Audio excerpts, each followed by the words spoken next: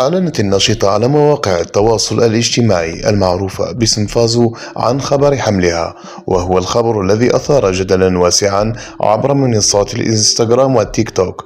فبدل أن تستقبل التهاني والدعم، واجهت موجة من التنمر والاستهزاء، خاصة من ناشطات أخريات اعتبرن أن ما قالته مجرد محاولة للفت الانتباه. الكثيرون شككوا في صحة الخبر، معتبرين أن الحمل في سن 50 وما فوق يكاد يكون مستحيلا. لكن من جهة أخرى ظهرت أصوات داعمة تؤكد أن التجارب الطبية والعلمية أثبتت إمكانية ذلك في حالات معينة. وفي هذا السياق تدخلت الطبيبة التونسية أميرة مليكي المختصة في أمراض النساء والتوليد لتوضح أن الحمل في الخمسينات ليس خرافة ولا أمرا مستحيلا، بل هو ممكن إذا توفرت الظروف والرعاية الطبية المتواصلة.